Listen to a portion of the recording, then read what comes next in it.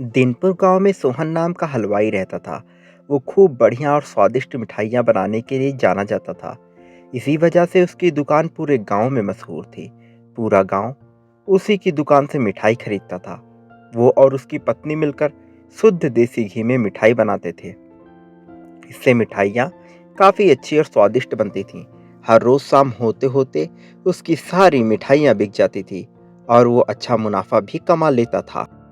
मिठाइयों से जैसे ही आमदनी बढ़ने लगी, सोहन के मन में और पैसा कमाने का लालच आने लग गया। अपने इसी लालच के चलते उसे एक तरकीब सूझी। वो शहर गया और वहां से एक दो चुंबक के टुकड़े लेकर आ गया। उस टुकड़े को उसने अपने तराजू के नीचे लगा दिया। इसके बाद एक नया ग्राहक आया, जिसने सोहन के पास से 1 किलो जलेबी खरीदी। इस बार तराजू में चुंबक लगाने की वजह से सोहन को अधिक मुनाफा हुआ। उसने अपनी इस तरकीब के बारे में अपनी पत्नी को भी बताया, लेकिन उसकी पत्नी को सोहन की यह चालाकी अच्छी नहीं लगी। उसने सोहन को समझाया कि उसे अपने ग्राहकों के साथ इस तरह की धोखेबाजी नहीं करनी चाहिए, लेकिन सोहन ने अपनी पत्नी की बात बिल्कुल भी नहीं सुनी।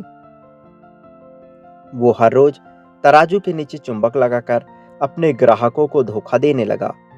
इससे उसका मुनाफा बढ़कर कई गुना अधिक हो गया। इससे सोहन को काफी खुशी हुई। एक दिन सोहन की दुकान पर रवि नाम का एक नया लड़का आया। उसने सोहन से 2 किलो जलेबी खरीदी। सोहन ने इसे भी चुंबक लगे तराजू से तौलकर जलेबी दे दी।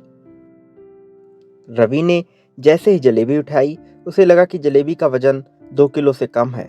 उसने अपना शक दूर करने के लिए सोहन से दोबारा से जलेबी को तौलने के लिए कहा। रवि की बात सुनकर सोहन चिढ़ गया। उसने कहा, मेरे पास इतना फालतू समय नहीं है कि मैं बार बार तुम्हारी जलेबी ही तौलता रहूं। इतना कहकर उसने रवि को वहां से जाने के लिए कह दिया। सोहन मिठाई वाले की बात सुनने के बाद रवि जलेबी लेकर वहां से चला गया। वह एक दूसरी दुकान पर गया और वहां बैठे मिठाई वाले से अपनी जलेबी तौलने के लिए कहा। जब दूसरे दुकानदार ने जलेबी तौली तो जलेबी सिर्फ 1.5 किलो ही निकली। अब उसका शक यकीन में बदल गया था। उसे पता चल गया कि सोहन मिठाई वाले के तराजू में कुछ तो गड़बड़ है। अब उसने तराजू की गड़बड़ को सबके सामने लाने के लिए खुद एक तराजू खरीद दिया और उसे ले जाकर सोहन मिठाई वाले के दुकान के पास ही रख दिया। फिर रवि अपने सभी गांव के लोगों को वहां पर इकट्ठा करने में लग गया। जैसे ही लोगों की थोड़ी भीड़ बढ़ने लगी, तो उसने गांव के लोगों को कहा कि आज मैं आप सभी लोगों को एक जादू दिखाऊंगा। यह जादू देखने के लिए बस आप लोगों को सोहन मिठाई वाले से खरीदा गया सामान एक बार इस तराजू में तौलना होगा। तब आप लोग देखेंगे कि कैसे सोहन मिठाई वाले के तराजू में तोली गई मिठाइयाँ इस दूसरे तराजू में अपने आप ही कम हो जाती हैं। कुछ देर बाद एक दो लोग मिठाई लेकर रवि के पास पहुंचे, तो उसने ऐसा करके भी दिखाया।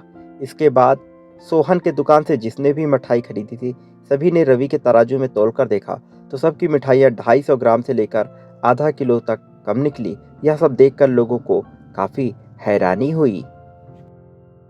अपनी दुकान के पास ही यह सब होता देख सोहन मिठाई वाला रवि से झगड़ा करने लगा।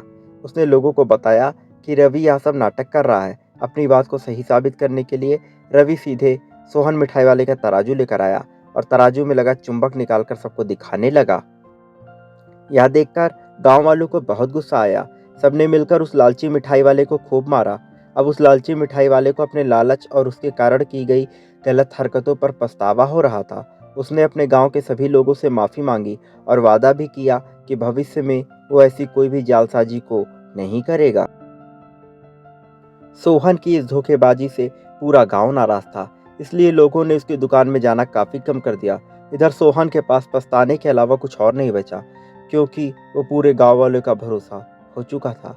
कहानी से सीख, कभी भी लालच नहीं करना चाहिए। हमेशा ईमानदारी के साथ अपना काम करने से ही इंसान का नाम होता है।